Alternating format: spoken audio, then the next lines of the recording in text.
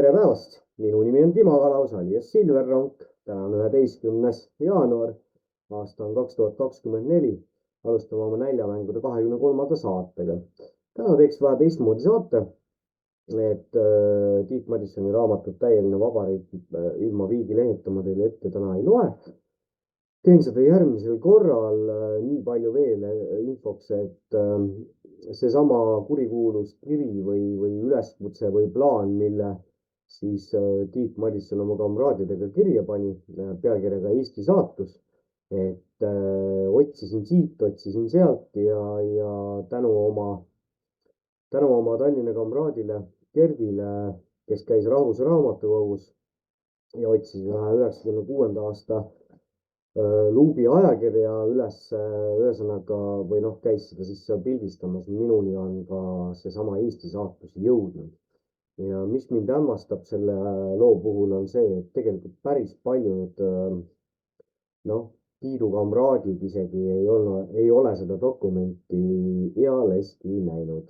See on nüüd siis see, mille eest Tiit vangi pandi kui relvastatud riigipöörde katse eest, eks. Et kui minuni see dokument või ütleme siis sellest need pildid jõudsid, kui ma seda teksti lugesin, siis ma mõtlesin, et okei, et minu jaoks on pilt selge, see vend pandi asja Eestis taga kinni, mitte et ma selles ennem oleks kahelnud. Aga vaataks veits selles hullumajas ringi, mis palatites toimub. Esimene palat, kuhu piiluks, on siis Maaleht ja Maalehest jäi üks artikkel silma. Karmen Joller paugutab jälle, kutsub siis õpetajaid üles mitte streikima ja nii edasi. Loen siis pealkirja teile. Karmen Joller, õpetajad, mõelge oma kutsumusele ja ametile. Hüüumärk. Lapsed ei pea kannatama täiskasvanute tõttu. No vot just, kus sa Karmen 3, 4, 5 aastat tagasi olid. Tegelikult viitepäris ei olegi möödas, aasta oli 2021. Kui Karmen Joller Rakvere linna koolilastele käis rääkimas, kui toredad ja head ja kui looduslikud on meie koroonasüstid, vaktsiinideks on neid palju nimetada. Aga sellest pärast ma loen selle artikli teile ette siis.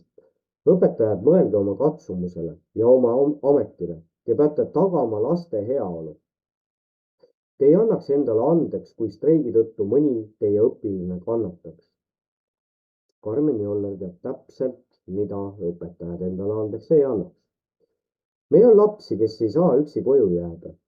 meil on lapsi, kelle jaoks söök koolis või lasteaias on ainus toit, mida nad päeva jooksul saavad. meil on lapsi, kellele kool või lasteaed on ainus turvaline koht maailmas. mis saab lastest, kelle psüühika Covidi ajal isoleerituse pärast kannatas? hea küsimus, Karmen. kui arstid streikisid, siis me olime kõik tööl, lihtsalt ei teinud plaanilist tööd. kiirabi sõitis, EMO-d olid lahti, perearstikeskused võtsid vastu neid, kelle tervis oodata ei kannatanud. me poleks suutnud inimeste kannatusi ja surma tegevusetult pealt vaadata. see oleks läinud vastuollu meie sügavaima olemusega, meie kutsumusega ja ilmselt, ma ei tea, millega kõigega veel. siit muutub artikkel tasuliseks. Karmen Jolleri käest hea meelega küsiks, kui näeks, et Karmen Joller, kes seda propagandat sa seal Ameerikas eelmise aasta suvel õppimas käisidki või? Tuletaks siis meelde, millega Karmen Joller 23. novembril 2021 aastal tegeles. Võtame siis lahti Vangla planeedi, pealkiri on järgmine. tähtis perearst Karmen Joller räägib koolilastele salaja, et nad ei pea vaktsiinivastase vanema juttu kuulama. ma panin enda YouTube'i kanalile ka, ilmselt tähelepanelikud jälgijad on juba seda ka näinud, et Peeter Proos võttis sellised vähe efektsemad ja krõbedamad tsitaadid sellest Karmen Jolleri läbi viidud või temaga kaasosalise või ütleme see, millest ta kaasa lõi selles infotunnis, et siuksed paremad tsitaadid, minge ja nautige. nii, aga tuletame siis meelde, 23. novembril 2021 toimus Rakvere koolides üle 12-aastastele lastele infotund. mina nimetasin seda muidugi propagandatunniks. COVID-19 leviku ja selle vastu vaktsineerimise teemadel. infotunni korraldajaks oli Rakvere linna õpilasesindus.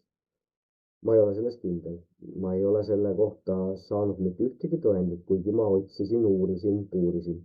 ja ettekandjateks Terviseameti Ida regionaalosakonna juhataja Marje Muusikus ning perearst Karmen Joller. siis ta oli veel ainult perearst, nüüd on ta ka Riigikogu liige, eks. lugupeetud inimene. infotund toimus Teamsi vahendusel ning sellest tehti ka salvestus, mida esialgu lubati jagada ka huvilistele. kui aga lapsevanem Timo ehk siis mina soovis hiljem infotunnis tehtud salvestust näha, selgus, et olukord on muutunud ja lapsevanematele seda infot jagada ei ole võimalik. peale linnavalitsusega suhtlemist õnnestus Timol infotunnis tehtud salvestus siiski koolis koos direktoriga üle vaadata ja ka märkmeid teha. tegelikult lindistasin ma kogu selle möllu telefoniga, kusjuures 2 telefoniga salaja. põhjus, miks kooli juhtkond ümber mõtles ja infotunnis räägitud jutu avalikustamist pelgab, seisneb ilmselt perearst Karmen Jolleri väljaütlemistes. siin on siis see video ka juures ja nüüd võtame siis mõned infotunnis kõlanud Karmen Jolleri tsitaadid. vaktsiinid ei ole ohtlikud. Nad lihtsalt ei ole ohtlikud ja ma ei ole aru saanud, miks sellist kuvandit vaktsiinidele külge pannakse. vaktsiini kõrvaltoimed ei teki kunagi aastate pärast, see lihtsalt ei ole võimalik. vaktsiinidel praktiliselt puuduvad kõrvaltoimed. ei ole vaja vanema nõusolekut, aga meie arstidena loomulikult kiidame alati heaks selle, kui need asjad vanematega läbi räägitakse ja tehakse koostööd. aga kui lapsevanem on absoluutne vaktsiinivastane ja laps ikkagi soovib vaktsiini, siis tal on õigus minna perearsti juurde ja saada see vaktsiin. me teeme selle vaktsiini ära ka siis, kui lapsevanem on täiesti vastu, et perearst seda teeb. minu praktikas seda ette ei ole tulnud, sest ka vaktsiinivastased vanemad armastavad oma lapsi nii palju, et nad ei takista neid, kui nad tahavad teistmoodi otsustada. arvestades, mis erakonna liini pidi Karmen Joller Riigikokku sai, siis tema peas on ka see asi kindel, et kui ikkagi lapsed soovivad näiteks sugu vahetada, Ants tahab hakata Anneks ja vastupidi, siis loomulikult need lapsevanemad, kes ikkagi oma lapsi armastavad, lasevad oma lastel teha, mis tahavad. keha on ju lapse oma. näed, siit kohe järgmine tsitaat Karmen Jollerilt. lapsel on õigus oma keha üle ise otsustada. keegi ei saa öelda keegi ei saa öelda, mida minu kehaga tehakse, ka lapsevanem mitte. Vaktsiinide kohta levitatakse süstemaatilist valet. On ka osa arste ja osa teadlased, kes valetavad lihtsalt, näiteks Karmen Joller. Ma ei tea, milleks, kas nad tahavad kuulsaks saada, kas nad tahavad tähelepanu, vahel on need rahalised huvid. Ja viimane tsitaat, mille siis Peeter Broos on välja toonud, on järgmine. Kui 80-aastane inimene on vaktsineerimata ja ta jääb Covidisse, siis ta sureb ära. No vot, sellist juttu käis siis meie esiarst, staararst, perearst Karmen Joller ja lugupeetud Riigikogu liige meie 12+ koolilastele rääkimas Rakvere koolides. Ma olen seda teemat tegelikult leieranud ka ennem siin näljamängudes, lihtsalt ja keerutamata saates, lisanud neid linke ja videosid siin oma YouTube'i kanalile. Põhjus on lihtne, Karmen Joller. See, mida sa Rakvere koolis tegid, ma võtsin su vahele ja see on sul siin kuklas terve sinu elupäevade lõpuni. Aga see selleks. No vot, selline lugu ja võtaks siis ühe järgmise teemana ERR-i artikli, mis mul täna silma jäi. See on siis Pruunsild annetas erakondadele 1 000 000 eurot, on selle pealkiri. Aga enne tegelikult mul tuli üks asi veel meelde. Nii nagu ma olen öelnud, ega ma ei ole ette valmistanud, et guugeldame teiega koos ühe asja läbi. Nii, tegemist on Hannes Võrno blogiga. Kui võib-olla YouTube'is Hannes Võrno otsingusse panna, leiate ka selle Hannes Võrno poolt sisse loetuna. Üks postitus siin blogis puudutab meie staararst Karmen Jollerit pealkirjaga Varaste printsess. Ma loen selle siis teile ette, katsun seda võimalikult ilmekalt teha. Alustama pean kaugemalt, sest ma ei nõustu ilmselt iialgi lõpuni väitega, et üks pilt ütleb rohkem kui 1000 sõna. See, nagu ka enamus muust tõest siin ilmamaal, on ennekõike siiski sõltub loojalt saadud annetest. Ma vaatan tõepoolest parema meelega Repini või Laikmaa pilti, kui loen ükskõik kumma pildi kohta kirjutatud iba. Niisamuti loen ma pigem need 1000 sõna Anton Hansenit, kui vaatan kellegi otse pütist lõuendile laiali hõõrutud akrüülvärvi. Niisiis, vabandust, näed kurat küll. Niisiis, see leidis aset veidi rohkem kui 10 aastat tagasi, kui toonane Kuperjanovi pataljoni ülem mulle helistas ja nõu küsis. Olin Kaitseväe teavituskeskuse ülem ja seda tuli ette sageli, et andsin tänaseks päevaks Stratcomiks nimetatud kõige pühamad teabetempli subordinatsiooni reeglit rikkudes inimlikku nõu. Mind usaldati minu kogemuse pärast, sest olin enne teenistust väga kaua ja sügaval meedias sees olnud. Sel aastal nimelt võeti Eestis ajateenistusse esimesed vabatahtlikud naised. Nii küsiski Kuperjanovi pataljoni toonane ülem, siis major Allikas minult nõu. Kuidas suhtuda ajakirjanikesse, kes soovivad temaga intervjuud selle avalikkuses õhinat tekitaval teemal? Vastasin talle ausalt. Ütlesin, et ajakirjanik on oma loomult lits, kes teeb juba uuele kundele silma, kui parasjagu reite vahel rappiv eelmine klient veel lõpetanudki pole. Neil ei ole iial aega isegi elementaarseks viisakuseks. Tänada peale loo ilmumist oma kaasautoreid, sest hetkel, kui lugu on alles trükikojas, intervjueerib ta juba järgmise loo peategelast. Sellest tulenevalt on ajakirjanikul lihtsam, kui tal on oma töös kasutada nii-öelda toolbox. See teeb loomise kiiremaks ning see ongi peamine, sest oluline on võidujooks kolleegi looga, mille võidab pealiskaudsem, aga see-eest skandaalsem völjeton. Ajakirjanikul on piltlikult üks märkmik, kus on nimed ja kontaktandmed iga nii-öelda müüva teema jaoks. Need on inimesed, kellega on nii meedia kui selle tarbijad harjunud teatud kindlal teemal esinemas. Mis iganes maavälist jutuks ei tule, helistatakse Igor Volkele. mis iganes puudutab rahaturgudel toimuvat, räägitakse Peeter Koppeliga ja nii edasi ja nii edasi. Ehk sisuliselt on asi nii, et mitte igal ajakirjanikul pole oma autoriteetset allikat, vaid autoriteetsetel allikatel on trobikond ajakirjanikke. Kuna viimased söövad autoriteetidel peost, nagu igas maffia struktuuriski, saavad autoriteetidest ühiskonnas ette antud teemadel eestkõnelejad. Nii küsisingi kupiülemalt, kas ta on valmis selleks saama, selle teema eeskõnelejaks kogu Eesti meedias, sest nii kui sa siin tikku tõmbad, oled sa kõikide aegade lõpuni see sõjaväelane, kellega räägitakse alati teemal naised ajateenistuses. Täpselt nii läks ka peseearst Karmeniga. Kellelgi ajakirjandusmaastikul tuli kord mõte kutsuda oma perearst juttu rääkima. Täitsa suva, mis teema tookord võis olla seenehooaja põdrakärbse probleem, jaanipäevane purjutamine või jõuluaegne õgimine. Karmen, nagu laulab Jaagup Kreem, oli kuum ja mis kõik veel ning sedasi see lumepall veerema pandi. Karmenist sai perearstinduse vapiloom ning teised meedia poolt ekspluateeritud meedikud said oma patsientidega rahus edasi tegeleda. Karmen sobis meediale nagu pannkook pühapäeva hommikusse, sest valge kittel tema seljas andis autoriteedi, mida meelelahutusest sõltuv publik usaldas.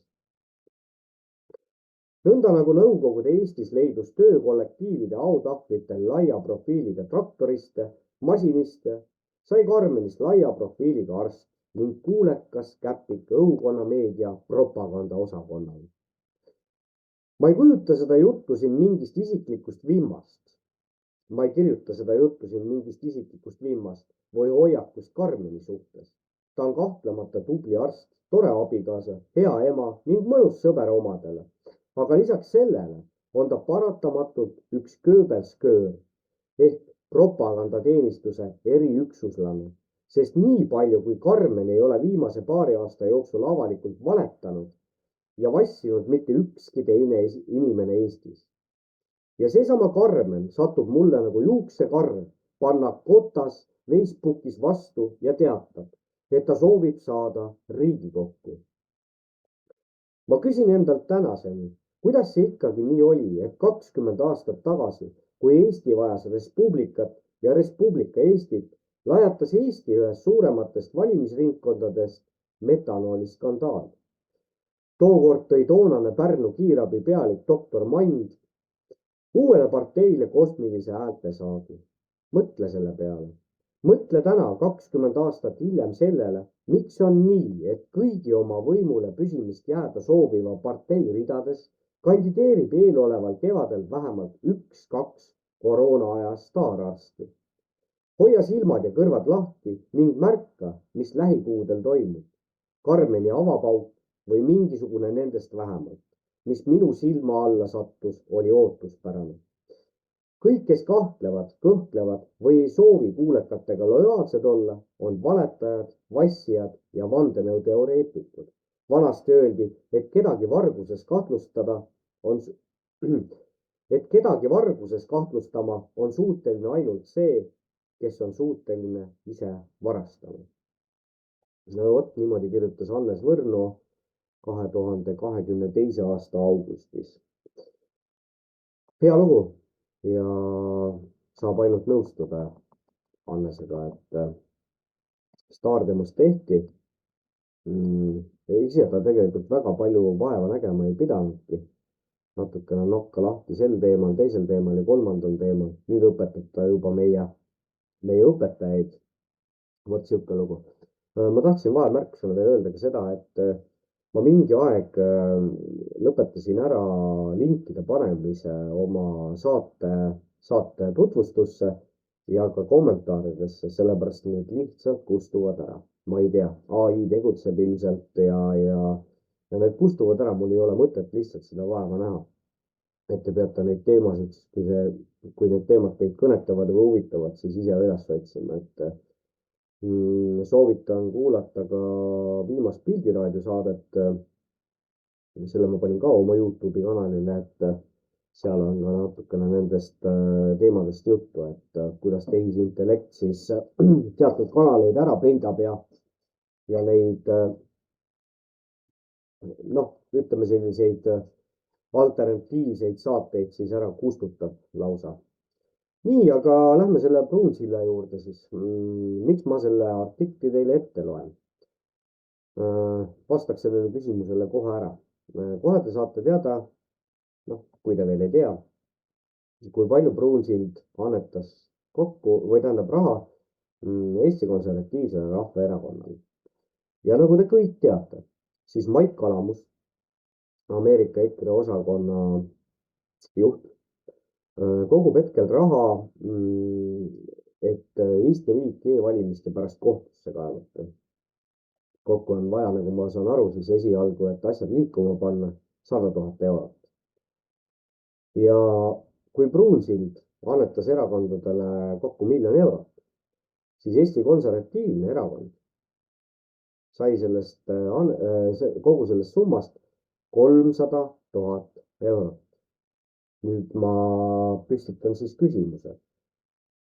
Mis teil seal EKRE juhtkonnas viga on, et ei saa seda raha Maidile anda, et panna asjad käima? Sest te teate, miks te olete täna opositsioonis. Te teate, miks need protsessid sellised on siin Eestis, nagu nad on. Et võib-olla Maik on pakkunud, Maik on pakkunud välja ju lahenduse, mida te kokutate. Et see on see põhjus, miks ma selle artikli välja toon. Ja ei ole mõtet mind siin lolliks, natsiks ja vene inimeseks sõimata selle küsimuse püstitamise eest. Mõelge selle küsimuse peale ka ise rahulikult. Ja kui te olete EKRE liige, teil on võimalus siin EKRE juhtkonnaga suhelda, võib-olla on mingid otseliinid, siis püstitage see küsimus. Vot nii, ühesõnaga, ettevõtja Parvel Pruunsild annetas 2023. aastal erakondadele kokku täpselt 1 000 000 eurot, millest 700 000 eurot annetas ta Isamaale ja 300 000 eurot EKRE-le. Pruunsilla kogu annetus võinuks veelgi suurem olla, kui sisemistes vastuoludes olnud Keskerakond otsustas tema 300 000 euro suuruse annetuse tagastada. Suuruselt teise annetuse tegi ettevõtja Raul Kirjanen, kelle annetatud 200 000 eurot läksid kõik parlamendivälisele erakonnale Parempoolsed. Nemad on need, kes siis ajakirjanduse ja kõikvõimalike, kuidas ma neid struktuure nimetan siin, igasugused poliitilised ringkonnad, kes on koalitsioonis olnud, need on need peamafioosad, prokuratuurid ja asjad, et ühesõnaga nende abiga ilmselt siis Parempoolsed järgmine kord, kui Riigikogu valimised on, suure tõenäosusega saavad Riigikokku sisse, sellepärast et selleks ajaks on Eesti 200 täiesti laostunud. Sellest erakonnast ei olnud enne valimisi mitte midagi, nad ei ole täna mitte keegi ja nad ei ole järgmiseks korraks, nad ei ole võimelised enam. Muidugi jah, siin on see e-valimiste võitsimine ja see, et võib-olla näpuotsaga midagi antakse 5, 6, 7 häältega. Aga suure tõenäosusega Eesti 200 jookseb laiali olemasolevatesse erakondadesse ja Parempoolsed saavad Riigikokku. Tehke endal selgeks, kes Parempoolseid juhivad, vaadake neid seoseid, vaadake neid liine. Et mõelge siit ise edasi. Ettevõtja Eesti 200 liige Priit Alamäe annetas 155 800 eurot, mis kõik läksid tema koduerakonnale. 150 000 eurot annetasid ettevõtja Aivar Linnamäe ja Joakim Helenius. Linnamäe annetusest läks 100 000 Isamaale ja 50 000 Reformierakonnale. Vaadake, kus vendadel on pappi, jah. Heleniuse 150 000 läks kõik Eesti 200-le, mille eest Sasto. 130 000 eurot erakondadele annetas ettevõtja Margus Vanaseia. Sellest 90 000 eurot annetas ta Reformierakonnale ja 40 000 eurot Sotsiaaldemokraatlikule erakonnale, Mustale Surmale. Pankur Rain Lõhmus annetas 125 000 eurot ja seda ainult Parempoolsetele. Ülejäänud aasta jooksul tehtud annetused jäid alla 100 000 euro. Sten Tamkivi, Taavet Hindrikus ja Oleg Gross annetasid kõik 85 000 eurot. Siin ei ole välja toodud, kellele siis Tamkivi, Taavet Hindrikus ja Oleg Gross raha annetasid, aga vaevalt et EKRE-le. Kokku annetati erakondadele üle 4,9 miljoni euro, kuid selles arvus ei sisaldu EKRE-le tehtud 4. kvartali annetused. 8 inimest annetas erakondadele igaüks 1 euro. Üks ikka. Aastaga kogus enim annetusi Isamaa. Kui võtta kokku kogu 2023. aasta, siis kogus enim rahalisi annetusi Isamaa. Opositsiooniparteid toetati ainsana enam kui 1 miljoni euroga ehk täpsemalt kokku 1 miljoni 74 034 euroga. Nagu eelpool mainitud, siis 700 000 eurot sellest tuli Parvel Pruunsillalt. Teisel kohal aastases võrdluses oli Reformierakond 820 364 euroga ja kolmandal Eesti 200 napilt väiksema summaga ehk 815 517 eurot. Parempoolsed kogusid aastaga 712 292 eurot annetusi ja sotsiaaldemokraadid ehk Must Surm 702 489 000 eurot. Ja Keskerakonnal õnnestus koguda 280 968 eurot annetusi. EKRE laekus aasta 3 esimese kvartaliga annetusi kokku 431 675 eurot. Mait Kalamusel on vaja 100 000 eurot, et panna asjad liikuma. Eurot ehk kogu summa tuleb suurem. Ja siin on siis ERR-is välja toodud ka tabelid, kes kui palju, kellele, aga see milleks, seda pole siin välja toodud. Küll nad ise teavad, mille eest. Aga vot sellised lood, nii et rahad liiguvad ja äri käib. Nii, mul on siin üks uute uudiste täna artikkel ees. See vist on täna jah, 11. Varro Vooglaiu koha pealt siis koalitsioon hääletas igati mõistliku ja elulise eelnõu tuimalt maha. Täna lõpuks jõudis Riigikogu ette esimeseks lugemiseks EKRE saadiku Varro Vooglaiu esitatud perekonnaseisutoimingute seaduse muutmise seaduse eelnõu, mis sai parlamendi menetlusse esitatud juba 10. mail eelmisel aastal. Varro Vooglaid sõnas eelnõu tutvustades, et see on vajalik selleks, et lõpetada olukord, kus kodus või mujal väljaspool tervishoiuasutust sündinud lapsi ei saa registreerida, ilma et vanemad peaksid läbi tegema ebamõistlikult koormava menetluse. Tegu on õigusliku lüngaga, mis saaks käesoleva eelnõu vastuvõtmisega kõrvaldatud, märkis ta. Vooglaid ütleb, probleem on tõesti reaalne. Sellele on teravas toonis tähelepanu juhtinud teiste seas juba rohkem kui 2 aastat tagasi ka saade Pealtnägija, kus toodi esile mitme perekonna lugu, kes on selle õigusliku lünga tõttu jäänud süsteemi hammasrataste vahele ja saanud koheldud viisil, mida ei saa mitte kuidagi pidada riigi vaatepunktist väärikaks, viisil, millisel ei tohiks riik oma kodanikke kohelda. Minge tutvuge selle artikliga ka 3 asja.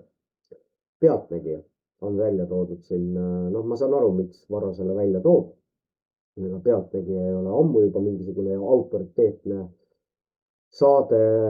Teiseks see, et probleem on õhus või probleemile juhiti siis läbi selle Pealtnägija saate tähelepanu juba 2 aastat tagasi, nii et 2 aastaga pole sittagi muutunud ja nüüd lükati ka see seaduseelnõu tagasi. Tublid ja kui Varro peaks seda saadet nägema või kui keegi tunneb Varrot, kes seda saadet vaatab, öelge Varrole edasi. Meil ei ole siin Eestis või teil seal Riigikogus opositsioonil ei ole enam seaduslikult võimalik mitte kuidagi moodi asju siin riigis muuta. No ei ole. Lihtsalt sulle teadmiseks, aga ma arvan, et tegelikult Varro on piisavalt tark, et teab seda isegi. Vot sellised lood, aga teate, kui me siin juba valimistest rääkisime, üks artikkel jäi mul silma Telegramist, see on 9. jaanuaril üllitatud, eile rääkisin siin oma kamraadidega juttu telefoni teel, siis päris mitmed ei olnud sellest mitte midagi kuulnud ja see oli ka üks põhjus, miks ma täna mõtlesin, et ma teen näljamängud oma tavapärases formaadis ja raamatut ei loe, et loen selle siis teile siin ette, et võib-olla kellelgi on veel kahe silma vahele see asi jäänud. Tegemist on olulise looga ja puudutab siis M-valimisi, e-valimisi ja ütleme niimoodi, et siis arvajaks on selline aktivist, digiõiguste aktivist ja filosoof nagu Märt Põder. Et nii, aga millest jutt siis? Nii, Märt Põder on täiesti mõtlematu minna edasi mobiilse hääletamisega, kuni pole selgust e-hääletuse osas. Nõustun Märt Põder. Ei ole, või tähendab täiesti mõtlematu on edasi minna mobiilse hääletamisega, kuni pole selgust e-hääletuse osas. Esiteks on see, mina vaidlen vastu kõigile nendele inimestele, kes ütlevad, et e-hääletuse süsteem tuleb korda teha, siis võib ta olla. Ütleme, võib seda siis kasutada. Ei või. Kui ta ei ole põhiseadusesse seda kirjutanud, siis seda ei või teha. Nii lihtne see ongi. Võtan kohe, loen selle kohe ette. Tegelikult ma teen pärast pausi, ma selle artikli loen teile ette, siis võtame selle põhiseaduse ette, otsime selle õige paragrahvi ülesse. Mul on põhiseadus taga riiuli peal, kohe niimoodi käepärast. Vajalik dokument siiski. Kõige alus, kõige vundament, kuigi jah, on inimesi, kes ütlevad, et see on ajale jalgu jäänud, see on nii ammu kirjutatud. Mina ütleks jälle selle peale nii palju, et vaadake riigi tegevust ja mõelge selle peale, et võib-olla rahvas kellelegi on hoopis jalgu jäänud. Nüüd ei ole see põhiseadus jalgu jäänud küll, kuigi jah, ma põhiseadusest mõned muudatused võib-olla sisse viiks küll, aga see selleks. Nii. Detsembri virvarris sai üsna vähe tähelepanu ERR-is kuu keskele ilmunud uudis, mobiiliga saab esimest korda hääletada ilmselt 2025. aasta valimistel, kus majandusminister Tiit Riisalo Eesti 200-st ütles, et tehniliselt on Majandus- ja Kommunikatsiooniministeerium ning Riigi Infosüsteemi Amet jõudnud mobiiliga hääletamise ettevalmistusega nii kaugele, et seda saaks juba 2024. aasta kevadel rakendada, kui vaid õiguslik pool oleks graafikust maha jäänud. On tava, et valimistega seotud seadused peaksid olema vastu võetud vähemalt pool aastat enne valimisi. Sel aastal toimuvad Euroopa Parlamendi valimised aga juba juuni alguses. Riigi valimisteenistuse juht Arne Koitmäe ütles, et mobiiliga hääletamist võib tõenäoliselt rakendada 2025. aastal toimuvatel kohalike volikogude valimistel. Samal ajal on hästi teada, et juba arvuti teel toimuvate e-valimiste usaldusväärsus on suure küsimärgi all. Infovabaduse ja digiõiguste aktivist ning e-valimiste puudustele tähelepanu juhtiv Märt Põder juhtis antud teemal eelmisel aastal avalikkuse tähelepanu ja tegi e-valimiste kitsaskohad puust ja punaseks ka telegram.ee-le antud videointervjuus. Märt Põdra poole pöördusime ka seekord ning uurisime, mida arvab mobiilse hääletamise võimalikkusest tema. Vastuse avaldame täismahus, kusjuures ma ilmselt panen ka siis selle sama videointervjuu, kui ma veel pannud ei ole, oma YouTube'i kanalile. Tegemist on olulise informatsiooniga. Märt Põder on täiesti mõtlematu minna edasi mobiilse hääletamisega, kuni pole selgust e-hääletuse osas. Siiani on lahendamata tõsised probleemid, mille tõi möödunud kevadel välja Riigikohus ja millele osutasid valimisvaatlejad. Ja mis veel kurioossem, isegi Riigikohtu esimees ja õiguskantsler on vastupidistel seisukohtadel, kas peaks algatama e-valimiste suhtes põhiseaduslikkuse järelevalve. Õiguskantsler Ülle Madise on siis e-valimiste üks maaletoojatest. Riigikohtu esimees ütles valimiskaebustele vastates, et seda tuleks teha, aga õiguskantsler on korduvalt kinnitanud, et ei ole nõus seda tegema. Lahkarvamus on siin riigi kõige kõrgemate õigusametnike vahel. Pealispinna all on lahendamata e-hääletusega seotud sügavamad õigusküsimused, mille olemus on siiani ebaselge, sest nende üle pole olnud avalikku debatti. Kuni õigusküsimused on lahendamata, seni pole võimalik lahendada ka tehnilisi probleeme.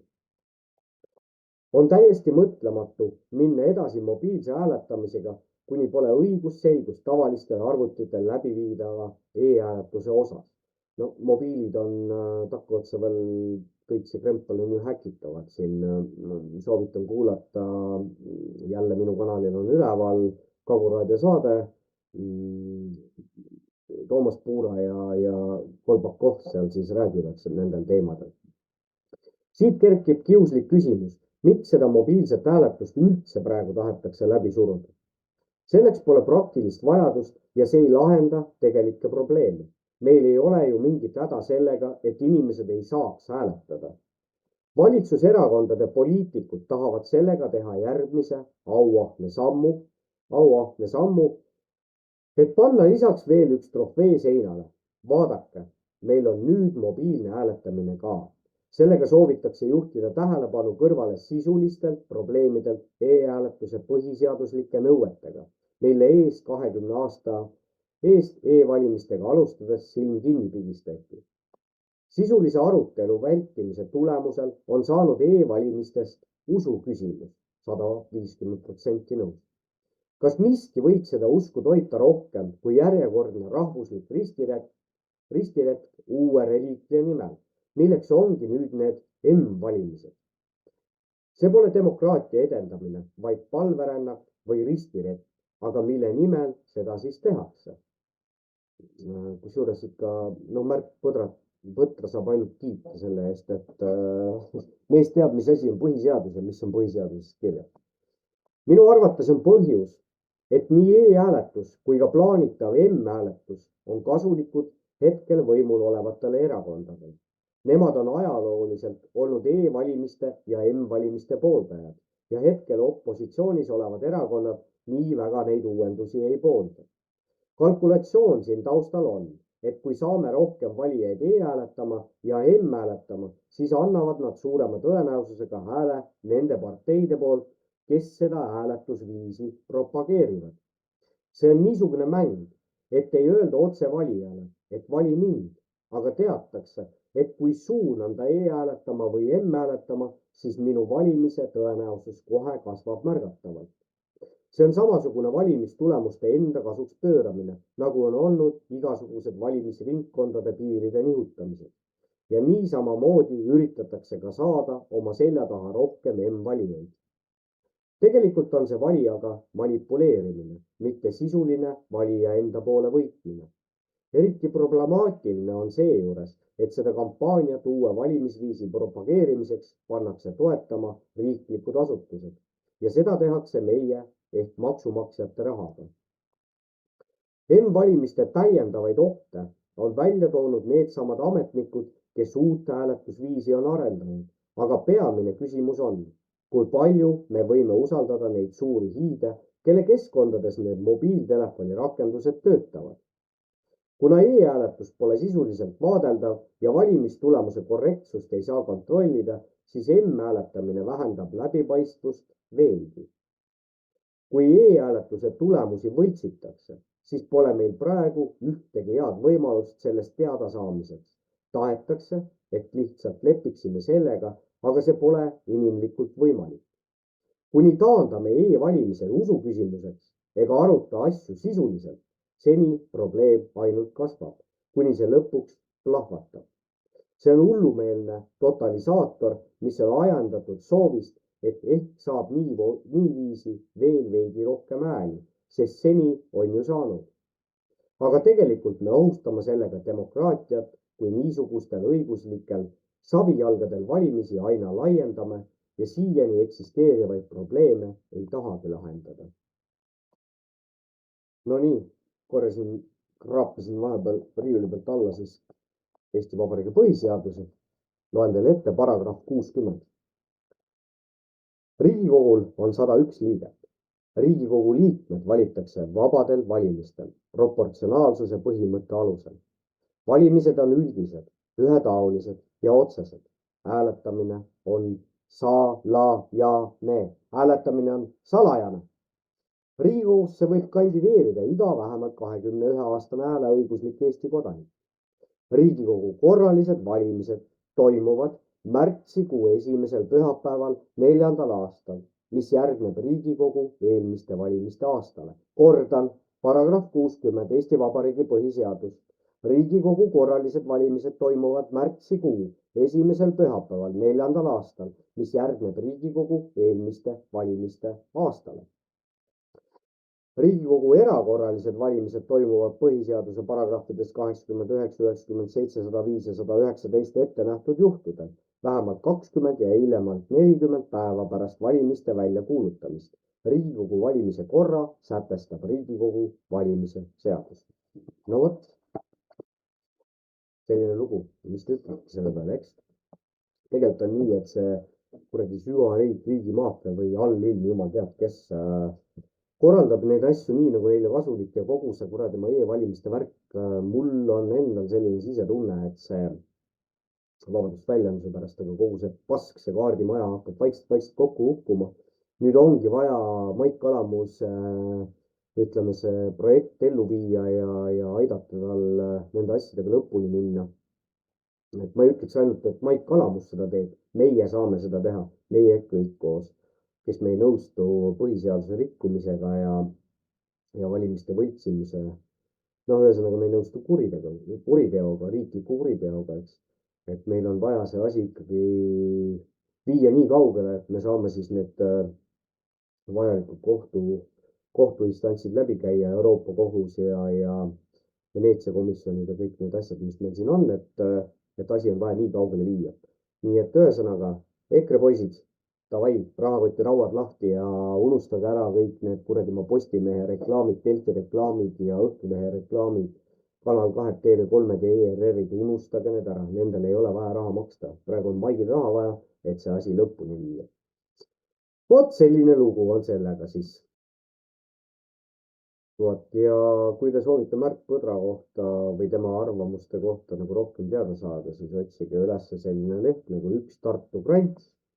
Ja kui te seda guugeldate, siis ühesõnaga siin ta siis seletab neid asju lahti, mis probleemid meil e-valimistega on ja nii edasi. Teiseks vihjeks on siis see, et on Nõmme raadio lehel on eraldi koht siin, vot näete, Rahvaraadio Selts.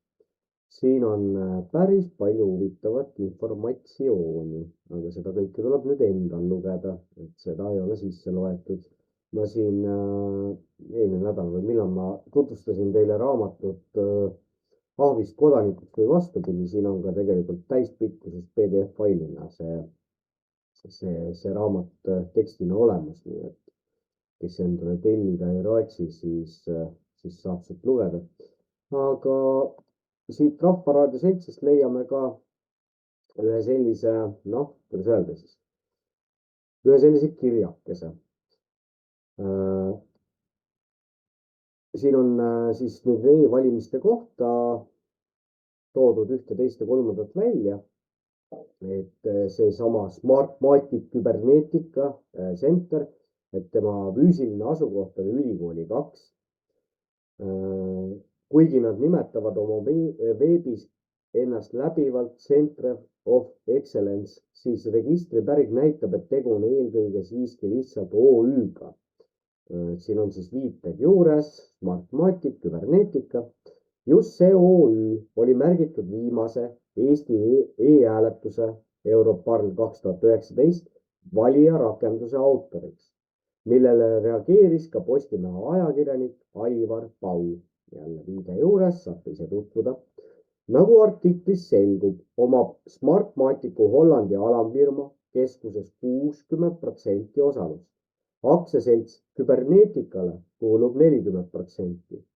Seejuures on huvitav, et Smartmaticul on firmasid mitmel pool maailmas, kuid Eestit nende hulgas mainitud pole. See pole aga takistanud Smartmaticul oma uudiste rubriigis välja tuua, et ja siin on siis nüüd ingliskeelne tekst, mida ma teile ette lugema ei hakka, aga kokkuvõte on kohe selle teksti all. Niisiis väidab Smartmaticu koduleht, et nende allasutus nagu see tegelikult ongi, arendas välja Eesti e-valimiste kasutusel oleva platvormi. Seda ei kinnita aga otseselt Vabariigi Valimiskomisjon, kelle esindaja Pau artiklis rõhutab, et nemad ajavad asju rangelt ainult hanke võitnud aktsiaselts Küberneetikaga. Muuseas, ka nende hangete kohta on mulle jagatud pehmelt öeldes korruptsiooni järele lõhnavat infot.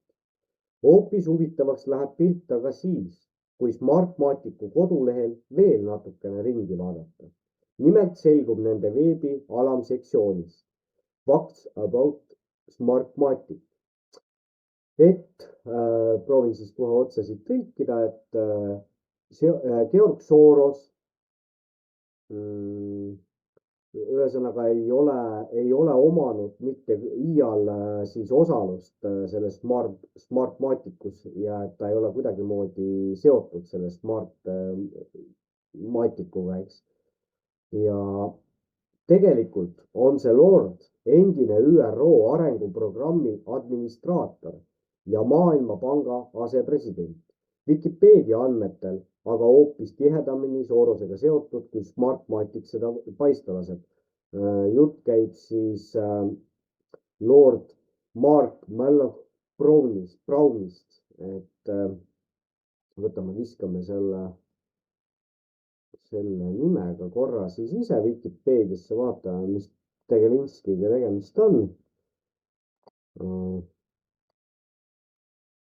Saame siit kohe Google'i tõlke ka peale, et ei peaks hakkama siin inglise keelt kurssima, aga millegipärast ta ei tõlgi ära. No ühesõnaga ise uurige siit nagu edasi, et mis vennaga tegemist on, onju.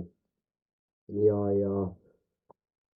ühesõnaga seesama Mark Malloch Brown on siis selle Smartmaticuga seotud, eks. Sorose osalus selle firmaga, seda seotust siis nagu eitatakse. Ja siis see Lord on endine ÜRO arenguprogrammi administraator ja Maailmapanga asepresident, Wikipedia andmetel aga hoopis tihedamini Sorosega seotud, kui Smartmatic seda paista laseb. Siin on jälle inglisekeelsed tekstid ja viited juures. Niisiis on Smartmaticu esimees Sorose best friend Lord, aga Smartmatic pole mitte sugugi tavaline e-tehnoloogia startup. Vähe on neid inimesi Eestis, kes teavad, et meie e-valimisi programmeerib mitte sugugi Euroopast ega Ameerikast, vaid Venezuelast pärinev ettevõte, kust on pärit ka ettevõtte asutaja Antonio Mujica või kuidas teda siis hääldada. Tuleb minna ajaloos tagasi aastasse 2004, kui Venezuela opositsioon tahtis avaldada umbusaldust toonasele presidendile Hugo Chavezile. Kusjuures seesama Lord Brown, toona ÜRO arenguprogrammi juht, pakkus välja opositsiooni ja Chaveze läbirääkimiste vahendamise ning umbusaldusreferendumi vaatlemise UNDP vaatlejate poolt. Just siis ilmuski radarile nagu seen peale vihma tehnoloogia startup Smartmatic, kes kohe võitis ka 130 miljoni USA dollari suuruse riigihanke valimiste läbiviimiseks. Smartmaticu idee seisnes selles, et valimisbülletäänid on ajast ja arust ning mõistlikum on valimised läbi viia turvaliste hääletusautomaatidega. Nagu võid isegi arvata, kukkus Chavezi umbusaldamine läbi. Kuigi opositsioon tulemusi ei usaldanud, siis Lord Browni vaatlejad rikkumisi ei tuvastanud. Sellest ajast on Smartmaticu areng olnud võimas edulugu. Nad on korraldanud valimisi USAs, Filipiinidel, Aafrikas, Armeenias, Brasiilias, Eestis ja mujal. Kontorid asuvad üle maailma, sealhulgas Pakistanis ja Afganistanis. Hästi turvalised piirkonnad. Tõsi, väga tihti on Smartmaticu automaatide paigaldamist ja rakendamist saatnud ka skandaalid ja võltsimiskahtlused. Ossa kurat. Seejuures on Smartmaticu tegevuse hämara alguse ning Chaveze umbusaldamise läbikukkumise vastu huvi tundnud ka USA saatkond Caracases. Nende raporti on avalikuks teinud Wikileaks ja sellega saab vabalt tutvuda. Jälle viide juures. loomulikult tekib küsimus, miks on vaja Eestil taolise kahtlase ettevõttega tegemist teha. Ausat selgitust, miks see niinimetatud Center of Excellence 2014. aastal asutati, leida ei ole. Toonane ametlik pressiteade on väga üldsõnaline. Välisinvesteeringuga Eesti kõrgtehnoloogia sektorisse aitab maailma suurim valimissüsteeme ja teenuseid pakkuv ettevõte eestlaste kodumaist interneti hääletamise süsteemi veelgi edasi arendada ning neid lahendusi globaalselt eksportida. Smartmaticu tegelik huvi võib minna ajas tagasi 2000. aastate algusesse, kui rajati e-valimiste valitsuse akadeemia ning isegi veel varasemasse avatud Eesti fondi. On vähe teada, et e-valitsuse akadeemia rajamisel olid partneriteks ÜRO arenguprogramm Lord Brown ja avatud Eesti fond Georg Soros. Võib oletada, et Smartmatic kasutab Eesti e-valimisi oma rahvusvahelise tooteportfelli laiendamiseks ning e-valimiste õigustamiseks, kuid on keeruline mõista, mida võidab sellest koostööst Eesti riik ja rahvas. E-valimiste järelevalve on niigi segane ja keeruline ning Smartmaticu kaasamine muudab selle veel keerulisemaks ja segasemaks. See ongi eesmärk. Seda eriti teadaoleva info taustal, et tegelikult istuvad seal ülikooli tänava Center of Excellence'is sisuliselt ikkagi küberneetika programmeerijad ning Smartmaticu bosside roll piirdub järelevalvega. Siin on siis jälle üks inglise keele tekst, et Smartmaticu blogis ilmunud artiklis kirjutab Sven Heiberg 2015. aastal, ma ei hakka seda inglise keelt siin purssima, panen kaasa ka rühma pildi niinimetatud tippkeskuse töötajatest, kus Smartmaticu esindaja Mike Summers on vasakult 4. Vasakult 5. on Sven Heiberg, kes on küberneetika töötaja ning tippkeskuse nägu. Vaatame, kas ta neid linke siit avab ka. Pärast. Ja näeb, täitsa töötab, ei ole issand ära kutsunud. Et nii, kus me nüüd siis pooleli jäime siin. Nii ja siis siit edasi loeme. Ja samuti avaldab tippkeskuse nime all teadusartikleid küberneetika töötaja Jan Willemson. Willemson on siis 2 V-ga Willemson, Jan Willemson. E-valimiste aju, e-valimiste auditite autor, kes on varasemalt süüdi mõistetud pedofiilias. Nüüd on see koht, kui me oleks Põhja-Korea televisioonis, siis rahvas plaksutaks siia vahele. On kahetsusväärne, et meie ametnikkond eesotsas valimiskomisjoniga on taaskord valinud vassimise ja tegelikkuse eitamise tee. Ma olen veendunud, et suurem osa Eesti elanikkonnast, samuti valdav osa e-valijaist, isegi ei tea Smartmaticu olemusolust. Rääkimata seostest Sorosega, Venezuelaga ja nii edasi. Selle Jan Willemsoni koha pealt veel nii palju, et sellest on siis kirjutanud ajaleht Pealinn. Et mitte Delfi ega Postimees, jumala eest teile. Meile räägitakse muinasjuttu, et e-valimiste eest vastutab Vabariigi Valimiskomisjoni poolt ametlikult nimetatud hankija aktsiaselts Küberneetika. Juhul kui osutub tõeks, et see nimetatud tippkeskus maksab palka Eesti e-valimiste programmeerijatele, siis oleme silmitsi järjekordse skandaaliga, kus oleme rehepappi tehes eetika ja ökonoomia lootusetult sassi ajanud. Paralleelid Ragnar Nurkse instituudi afääriga on ilmsed. Veelgi enam, e-valimised on juba niivõrd massilised, et nende läbipaistvus, ausus ja kontrollitavus on riikliku suveräänsust määravad küsimused. Kes selle teksti autor on, seda mina ei tea, minu käest seda küsige. Ühesõnaga otsige üles Nõmme raadio alt siis Rahvaraadio selts ja minge tutvuge selle infoga, saate kõike neid linke ise avada, seoseid luua ja siin on ka muud, no siin seda kraami on, et muideks siin on ka Tiit Madissoni raamat Holokaust täispikkuses saadaval, kellele huvi pakub, et siis saab siit selle kätte. Vot sellised lood. Nii, e-valimiste koha pealt esialgu kõik. Mis puudutab, ma siin ennem rääkisin ka sellest, et Pruunsild toetas siis erakonda Isamaad. Nüüd siin, kui ma seda e-valimiste jama ette teile lugesin, tuli meelde ikka see ERR-i esimene stuudio enne valimisi, kuidas isamaalane Urmas Reinsalu siis põrkas Martin Helmele peale, et mis sa ei usalda Eesti riiki, mis sa ei usalda Eesti valimisi, eks, et nüüd mõelge kogu selle kuradi toetuse peale, mis Urmas Reinsalul ja Isamaal on. Tegelikult on nad kõik selle kuriteo kaasosalised. Nad on kõik selle kuriteo kaasosalised. Et ma siin rääkisin eile oma kamraadiga, ehitusel on praegu väga sitad lood, tööd eriti ei ole, ise istun ka kodus, et kui ennem 7-8 tundi päevas kulus töö tegemisele, siis nüüd kulub see 7-8 tundi päevas töö otsimisele. Et päris keeruline, ühesõnaga eile helistasin kamraadile, kellel samasugune seis on ja uurisin siin, et kuidas ja mis edasi. Ja noh, nagu ikka läheb see jutt poliitika peale ka ja kamraad hakkab siis rääkima seda, et jah, et nüüd oleks hädasti vaja seda, et Isamaa saaks võimule, et Isamaa lubas seda, teist ja kolmandat teha. Aga vaadake, selle usuga on niisugune lugu, et ega mina ei saa sellelt inimeselt seda usku ära võtta, las ta loodab, usub. Et noh, on inimesi, kellel on vaja trepikäsipuud või millestki kinni hoida, et see on täpselt nagu see Pildiraadio saade, mille ma siia oma YouTube'i kanalile üles olen pannud, et on inimesi, kes ütlevad, et neid see piiblist ja jumalast rääkimine, need kohad häirivad. Et ma siin jälle ühele kamraadile selgitasin seda, et vaata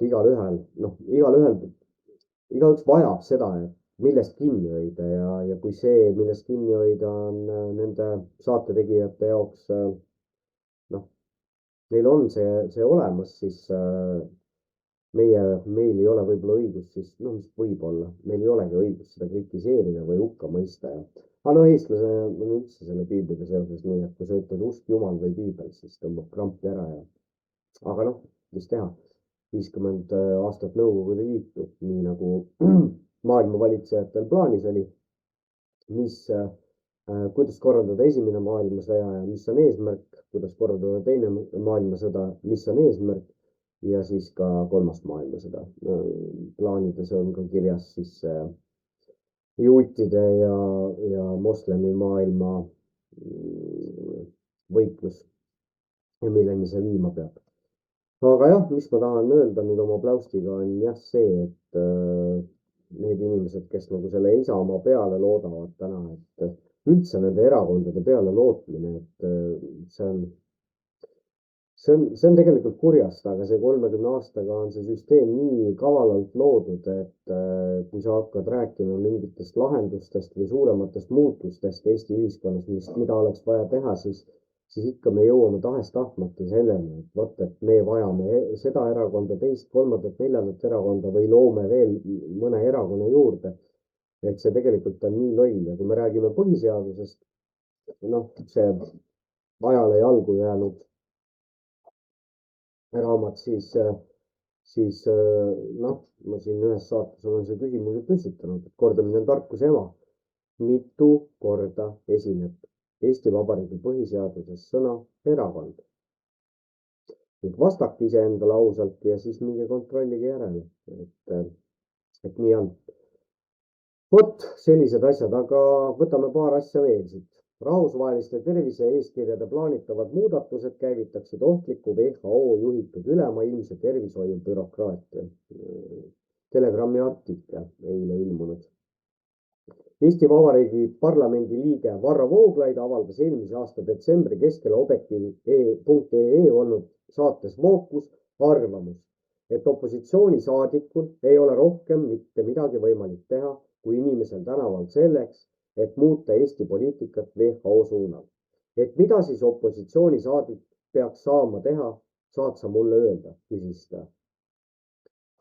Vähim, mida rahvasaadik saab selles asjas teha, on viia WHO plaanitavate muudatustega kurssi parlamendisaadikuid, terviseministrit ja peaministrit Veel kord puust ja punaseks, mida pandeemialeping endast kujutab ja millised muudatused plaanitakse jõustada.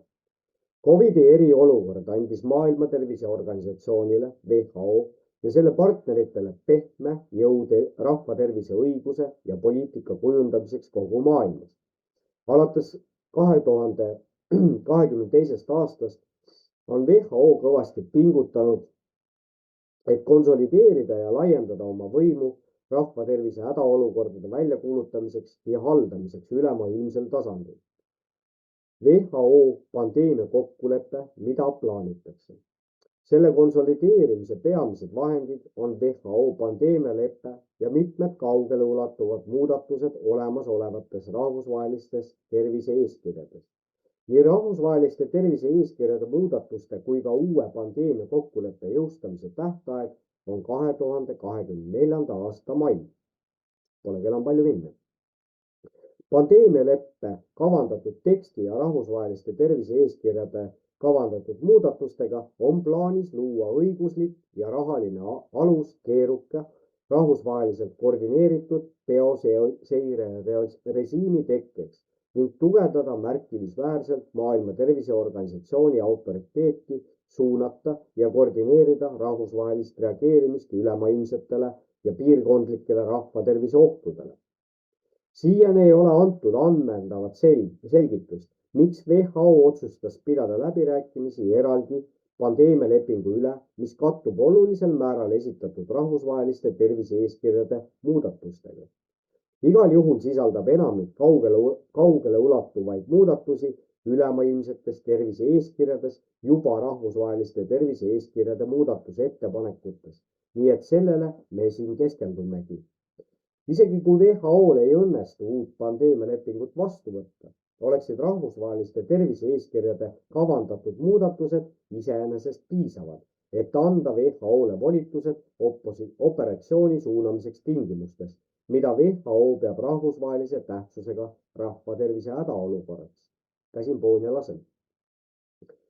WHO soovib, et rahvusvaheliste tervise-eeskirjade muudatused viidaks lõpule õigeaegselt järgmise aasta Maailma Terviseassambleeks, mis on kavandatud 27. maist 1. juunini 2024.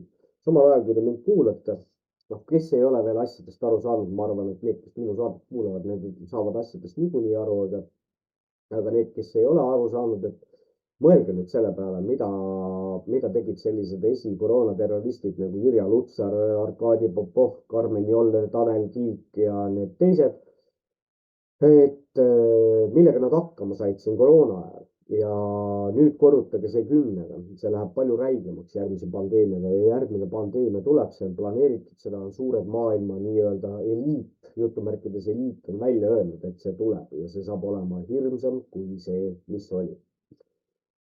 Eeldades, et muudatused kiidetakse heaks delegaatide lihthäälte enamusega, loetakse need täielikult ratifitseerituks 12 kuud pärast seda, välja arvatud juhul, kui riigipead lükkavad need ametlikult tagasi määratud loobumistähtaja jooksul, mida on lühendatud 18 kuult 10 kuuni. Kui need muudatused ratifitseeritakse, jõustuvad need 2 aastat pärast nende teatavaks tegemist. 2024. aasta mais toimuval Maailma Terviseassambleel. See tähendab umbes 2026. aasta juunis. Nagu on sätestatud rahvusvaheliste tervise-eeskirjade muudatuste lisas 2005. aastal vastu võetud, milles lepiti väga kaheldavatel asjaoludel kokku 28. mai 2022. Teisisõnu, rahvusvaheliste tervise-eeskirjade muudatused tehakse vaikimisi, mitte riigipeade ametliku heakskiiduga. Riigipeade vaikimist tõlgendatakse nõusolekuna. Meie riigipead ja jalad ja käed, need kõik vait. See selleks. See muudab läbivaadatud rahvusvaheliste tervise-eeskirjade vastuvõtmise võimalikuks ilma nõuete kohase õigusliku kontrollita ja ilma avaliku aruteluta riikides, mille suhtes kohaldatakse uut õigusraamistikku. Et saada aimu, kuidas need rahvusvahelise õiguse muudatused mõjutavad valitsuste poliitikat ja inimeste elu laiemalt, piisab, kui vaadata läbi valik esitatud muudatusettepanekutest. Kokkuvõttes tõukaksid need rahvusvaheliste tervise-eeskirjade muudatused riiki ülemaailmse rahvatervise bureaukraatia suunas, millel on piiratud demokraatlik vastutus. Silmatorkavad huvide konfliktid ja märkimisväärne potentsiaal süstemaatiliseks kahjuks inimeste tervisele ja vabadustele. Allpool käsitletud muudatused pärinevad WHO veebilehel asuvast 46 leheküljelisest dokumendist, mille kohaselt on esitatud rahvusvaheliste tervise-eeskirjade kavandatud muudatuste artiklite kogumik. Kuna nende muudatuste üle peetakse läbirääkimisi post facto väljaspool riiklikku valimispoliitika raamistikku, on enamik rahvast neist sisu osas vaevu teadlik. Kui need muudatused jõustuvad, on riigid rahvatervise hädaolukorras, nagu WHO on määratlenud, kohustatud järgima tervishoiupoliitika kava, mille on kindlaks määranud WHO ja selle ekspertidest koosnev hädaolukorra komitee. Kui liikmesriigid nõustuvad ametlikult rahvusvaheliste tervise-eeskirjade muudatustega, jääks nende suveräänsus õiguslikust seisukohast puutumatuks. Kuid kuivõrd nad seovad end alluma poliitiliste jõudude tahte järgi väljaspool riiklikku poliitikat, kaotaksid nad selgelt vabaduse selles valdkonnas omaenese poliitikat kehtestada ning tervishoiupoliitika ülempreestrite klass, selle asemel, et esindada oma inimesi, esindaksid ülemaailmset tervishoiurežiimi, mis ületab riiklikku poliitikat.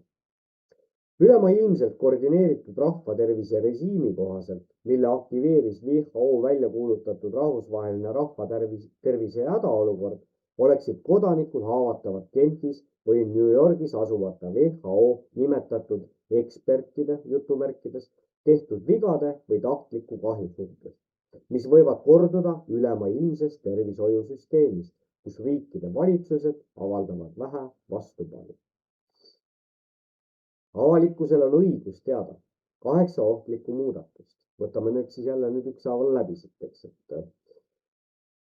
avalikkusel on õigus teada, et muudatused määrused annaksid praegusel kujul võimu WHO juhitavale ülemaailmsele tervishoiurežiimile ning kaudselt finants- ja poliitilistele sidusrühmadele nagu Maailma Majandusfoorum, Maailmapank ning Bill ja Melinda Gatesi sihtasutus, mis kõik on suuresti väljaspool riikide valijate ja seadusandjate käeulatust. Tänase seisuga on esitatud 10 muudatusettepanekuid 2005. aasta rahvusvaheliste tervise-eeskirjade osas. Siinkohal toon välja 8 muudatust, mis mõjutavad otseselt riiklike tervishoiusüsteemide sõltumatust ja kodanike õigusi. Number 1. Riigid kohustavad järgima WHO nõuandeid suunava ja koordineeriva asutusena rahvusvahelise rahvatervise hädaolukorra ajal. Üks rahvusvaheliste tervise-eeskirjade IHR muudatustest kõlab järgmiselt. Osalisriigid tunnustavad WHO-d kui rahvusvahelise rahvatervise reageerimise suunavat ja koordineerivat asutust rahvusvahelise tähtsusega rahvatervise hädaolukorras ning kohustavad järgima WHO soovitusi oma rahvusvahelistest rahvatervise alastes meetmetes. Nagu paljud teised lepingulised kohustused, on ka teiste IHR-i osaliste vahendid selle kohustuse jõustamiseks piiratud. Sellegipoolest oleksid uute määruste osalised õiguslikult kohustatud järgima WHO soovitusi ning võivad kannatada poliitiliselt, kui nad ei täida oma rahvusvahelistest lepingutest tulenevaid kohustusi.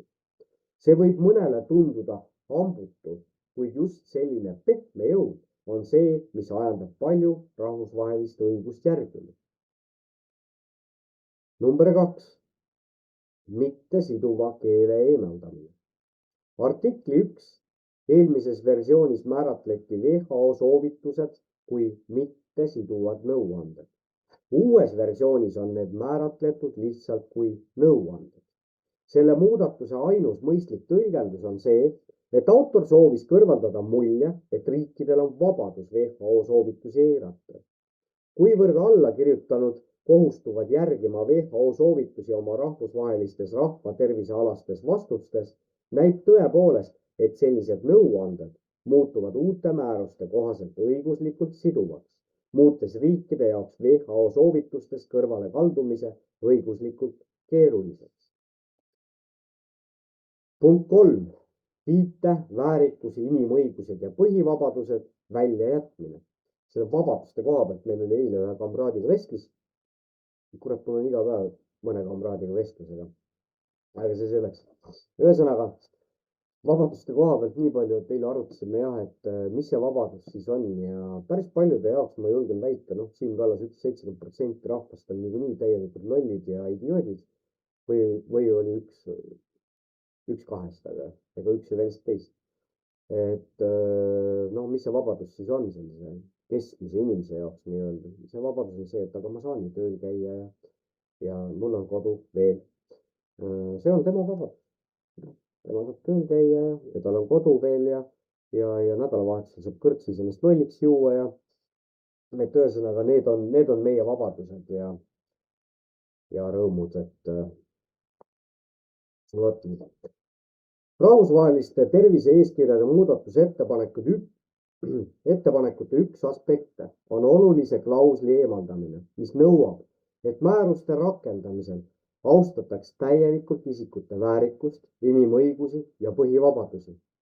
Selle asemel on uues klauslis öeldud, et määruste rakendamine peab põhinema võrdsuse, kaasavuse ja sidususe põhimõtetel ning olema kooskõlas nende osalisriikide ühised, kuid diferentseeritud kohustused, võttes arvesse nende sotsiaalset ja majanduslikku arengut. On raske teada, kuidas iga mõistlik ja vastutustundlik inimene saaks õigustada väärikuse, inimõiguste ja põhivabaduste eemaldamist rahvusvahelistest tervise-eeskirjadest. Tõesti, on raske teada ja mõista. Punkt 4.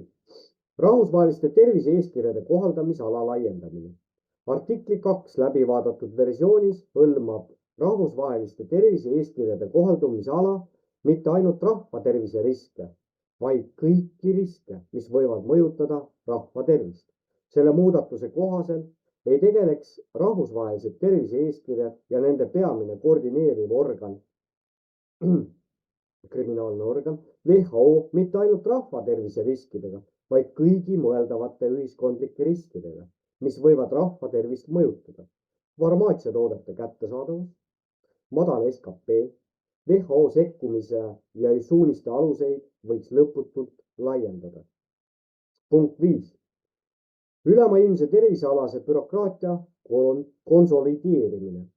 Iga riik peaks nimetama IHR-i riikliku teabekeskuse tervishoiumeetmete rakendamiseks nende määruste alusel. Need teabekeskused võivad kasutada WHO suutlikkuse suurendamist ja tehnilist abi. IHR-i teabekeskused, mis on mehitatud valimata bürokraatide ja ekspertidega, oleksid sisuliselt sõlmed uues WHO juhitud ülemaailmses tervishoiu bureokraatias.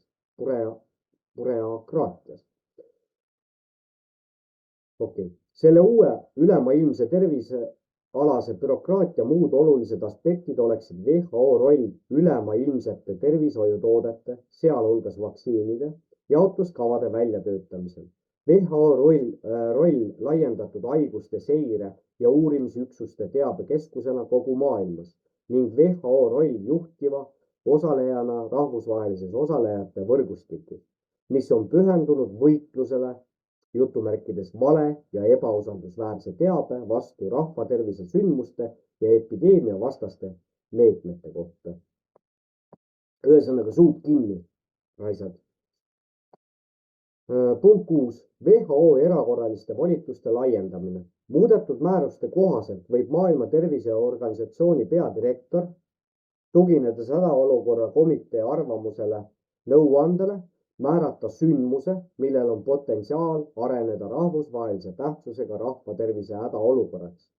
Edastada sellest ja soovitatud meetmetest osalisriikidele võimaliku rahvatervise hädaolukorra mõiste kasutuselevõtt koos vahepealse hädaolukorra ideega, mida võib leida ka esitatud muudatusettepanekute hulgas, annab WHO-le tegutsemisruumi hädaolukorra protokollida ja soovituste tõhusaks käivitamiseks, kuna pole täpselt juriidiliselt määratletud, mida tähendab potentsiaalne või vahepealne hädaolukord.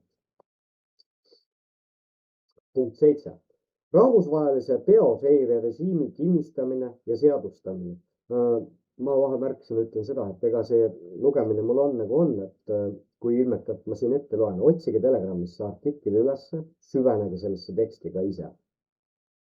Vana artikkel 23 tervishoiumeetmed saabumisel ja lahkumisel lubab riikidel nõuda, et reisijad esitaksid enne reisi teatavad meditsiinilised tõendid, sealhulgas mitteinvasiivse tervisekontrolli, mis on kõige vähem sekkuv läbivaatus, mis võiks saavutada rahva tervise eesmärgid.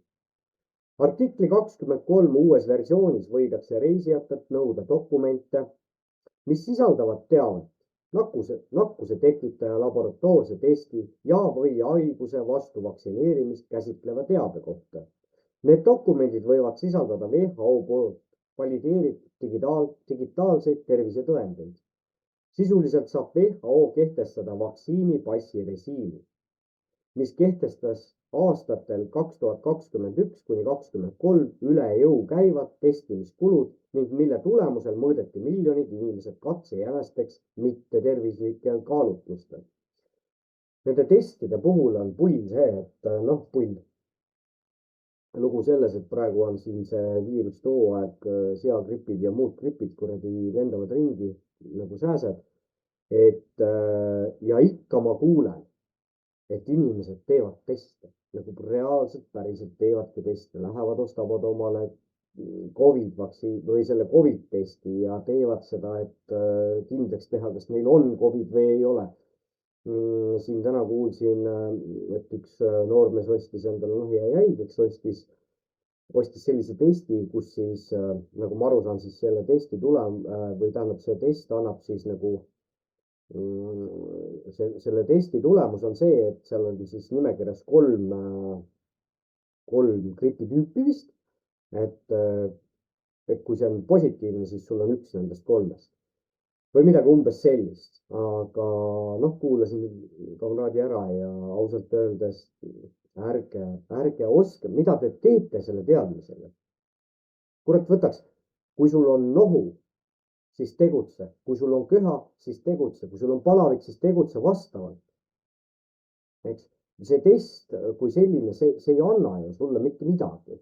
Aga see on minu isiklik arvamus. Mina ei ole neid teste, tähendab ühe testi ma olen teinud, siis mul oli vaja autojuhilube uuendada ja perearst oli selline diktaator, et ta ei lasknud mind nende kabinetti ja ütles, et lased oma nina surkida, nina ma surkida ei lasknud, siis ma tegin selle kuristamistesti ja tänase päevani sülitan, aga mis teha. Nii, 8. punkt ehk siis viimane punkt, mis siin välja on toodud. Ülemaailmsed algatused vale ja ebausaldusväärse teabe vastu võitlemiseks. See nüüd puudutab siis kõikvõimalikke selliste saadete tegijaid ja kõiki nii-öelda jutumärkides alternatiivmeediakanaleid. Tegemist on tegelikult juba ammu peavooluga ja see, mis oli ennemalt peavool, on alternatiiv. Et sealt võib minna ja käia ja lugeda neid anekdoote. Üks anekdoot, mis ma täna kuulsin või ütleme nägin, siuke väike nali oli see, et üks minu tähelepanelik kamraad Andres saatis mulle meili peale kirja, et Zelenski on nüüd meil Eestis käimas ja üldse siin Balti riikides kooserdamas, et kuskil on ta siis nüüd kirjutanud mingisuguse pühenduse või asja, see oli vist presidendi kuskil kantseleis äkki või. Ja pani mul ja see pilt ERR-is vist on ilmunud pilt sellest Zelenski kirjutatud kirjast ja allkirjad ja asjad seal all kõik kenasti. Ja kuskilt sellel samal kamraadil oli õnnestunud siis saada Zelenski pühendus, mille ta kirjutas kuskil Saksamaal äkki või. Ja need käekirjad ei klapi, tee või tina ei klapi ja Andres on selline poole kohaga keeleteadlane, et küll ta juba oskab seda käekirja lugeda. Ütles, et ainuke asi, mis klapib, on vist allkiri, et seal justkui nagu ei ole kahtlust, aga et kes siis lõpuks neid kenaseid poodsaapke sinna paberi peale viskab, et kurat seda teab. Aga mis ma tahan öelda jah, et see, mis oli ennemalt peavool, on ammu juba selline meelelahutus. Jah, teate ise, mis siin ikka. Loeme selle 8. punkti ka siis ette.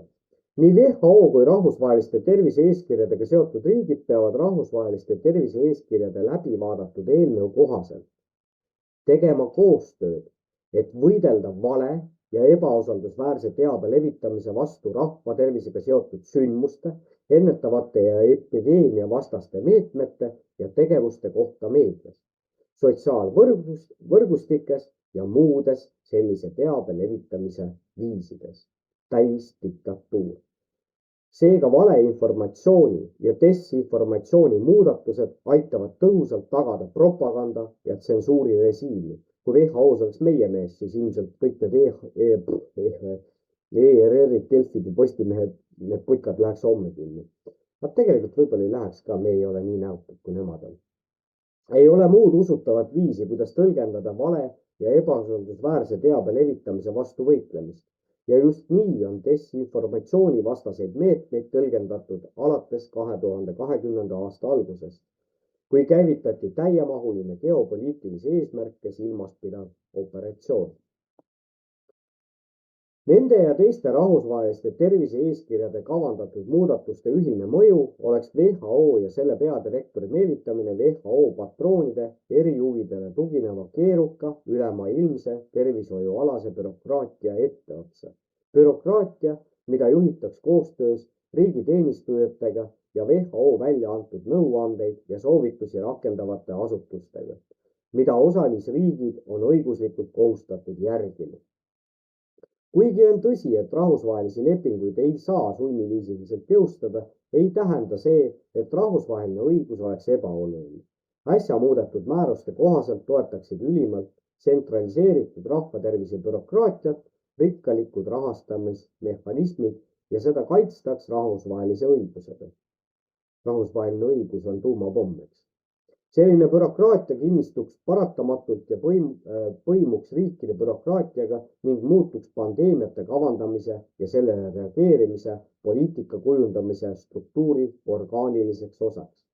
Kuigi riigid võiksid teoreetiliselt sellest bürokraatiast mööda hiilida ja taganeda oma rahvusvaheliste tervise-eeskirjade kohastest juriidilistest kohustustest, valides teistsuguse tee kui WHO soovitatud, oleks see üsna kummaline. Seistes silmitsi ühe või mitme alla kirjutanud riigi vastuseisuga, võivad WHO ja tema partnerid avaldada sellisele riigile survet oma ediktide täitmiseks, häbistades teda oma juriidiliste kohustuste täitmisel või vastasel juhul võivad teised riigid noomida riiki renegaadi rahvusvahelise terviseohtu seadmise eest ning avaldada poliitilist, rahalist ja diplomaatilist survet, et tagada nõuete täitmine. Seega, kuigi IHR tegutseks riigiametnike suhtes leebemalt kui riiklikud määrused, ei oleks see kindlasti jõuetu ega poliitiliselt ebaoluline. Ühe ülemaailmse tervishoiualase bürokraatia mõju inimeste elule võib olla üsna dramaatiline. See püstitaks rahvusvahelise õigusega legitiimse ülemaailmse tsensuurirežiimi, muutes ametlikult sanktsioneeritud teabe vaidlustamise raskemaks kui kunagi varem. Ja see muudaks rahvusvahelised rahvatervise vastused veelgi orjalikumalt sõltuvaks WHO direktiividest kui varem, heidutades sõltumatuid eriarvamusi tekitavaid vastuseid. Üks asi, mida kogu see milleni see pull viib, on see, et me oleme vast kõik metsa läinud. Aga võtke seda kui kujundit, mitte sellised, sellised nagu kunagi olid, vaid vähe teises kontekstis. Ühesõnaga meid taotakse põranda alla. Otsused suletud uste taga. Viimane, kuid mitte vähem tähtis tõik on see, et uus tervishoiualane bürokraatia seaks kodanike saatuse riikliku ja rahvusvahelise liikuvuse, inimõiguse teadlikule nõusolekule ravimitega, kehalise puutumatuse ja lõpuks ka terviseametnik kätte, kes tegutsevad WHO soovitustega jutumärkides, suletud uste taga.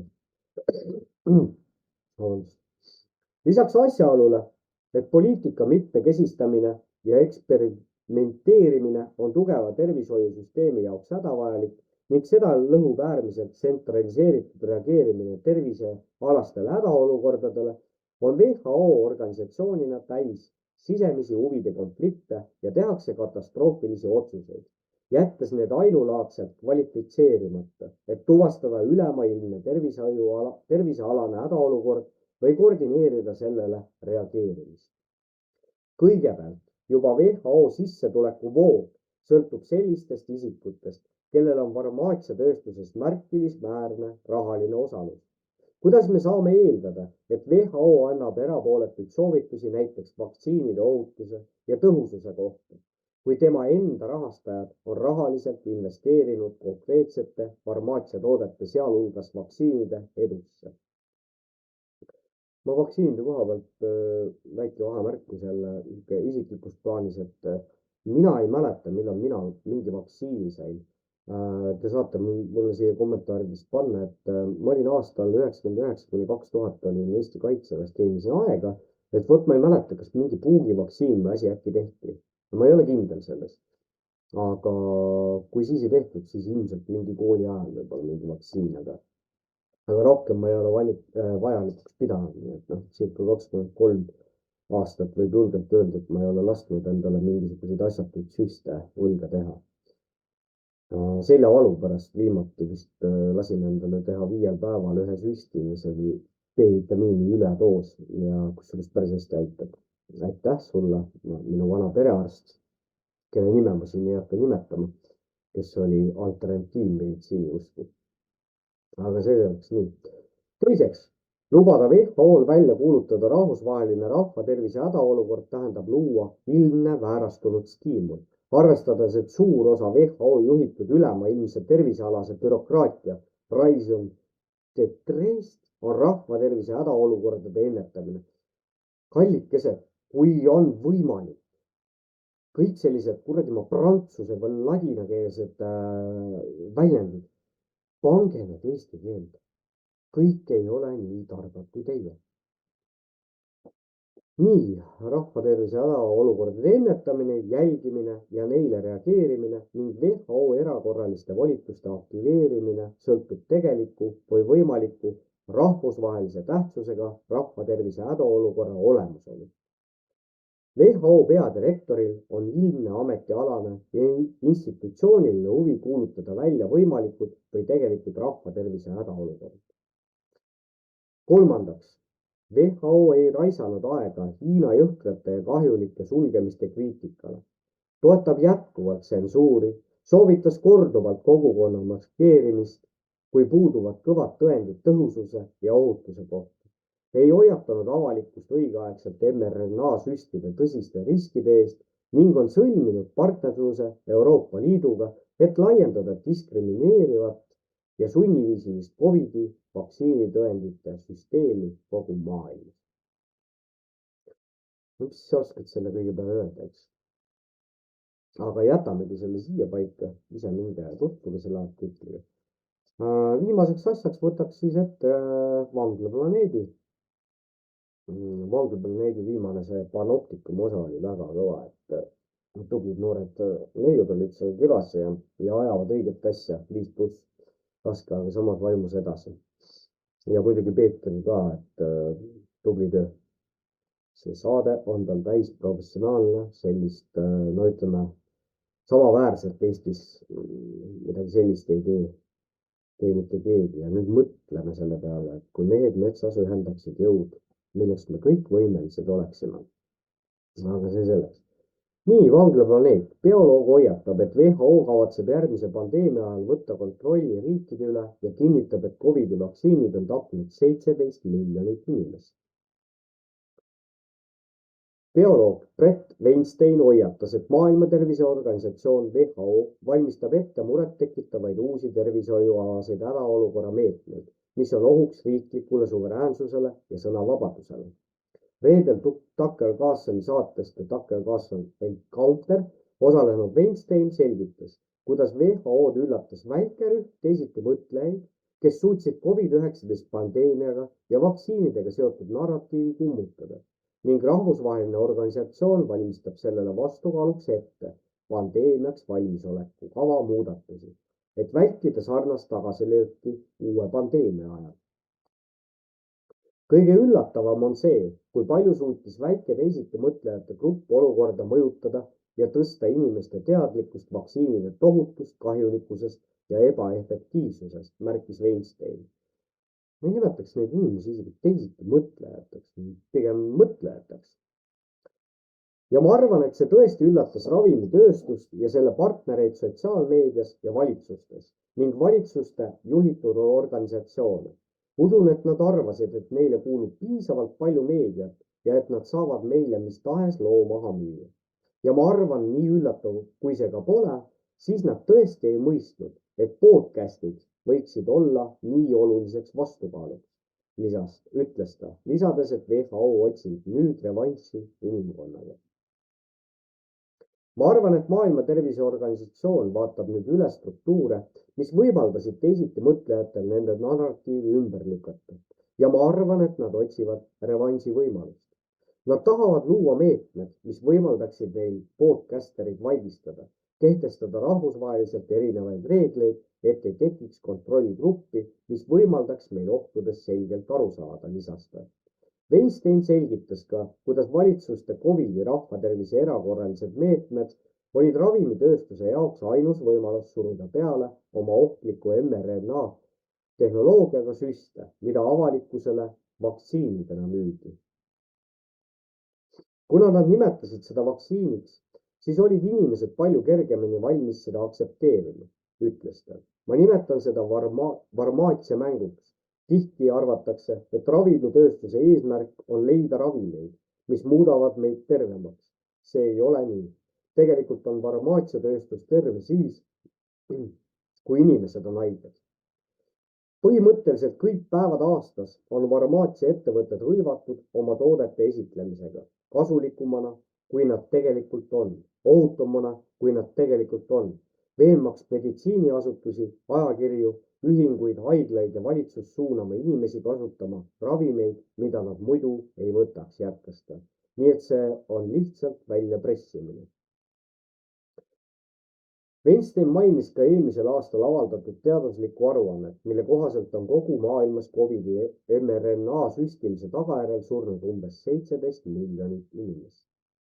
See on suur tragöödia, nii selle proportsioon kui ka see, et see ei ole veel läbi, ütles Weinstein. Selles mõttes, et me ikka veel soovitame neid asju tervetele lastele. Tuletan meelde saate alg, Karmen Jaller. Ei ole mingisugust võimalust, et neist mingisugust kasu oleks. Lähtudes sellest, et lastel on ees pikk elu, on igasuguse kannatuse võimalus mitte ainult tõsine, vaid ka traagiline. Vot selline artikkel siis Vanglaplaneedist. Otsige need kanalid kõik ise üles. No mis otsige, ma arvan, et teil kõigil on nad olemas ja loete neid, aga mina siin oma lõbuks teen ja praegu tööd ka ei ole. Et nagu ma ütlesin, siis kui ennemalt kulus kogu päev sellele, või kogu päev, 8 tundi sellele, et tööd teha, siis nüüd suur osa päevast sellele, et tööd leida.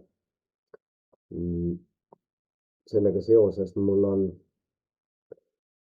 ühesõnaga minu sõbrad, head ja tuttavad teavad, millises olukorras ma hetkel praegu olen ja on soovitanud ka panna siia oma saadete alla siis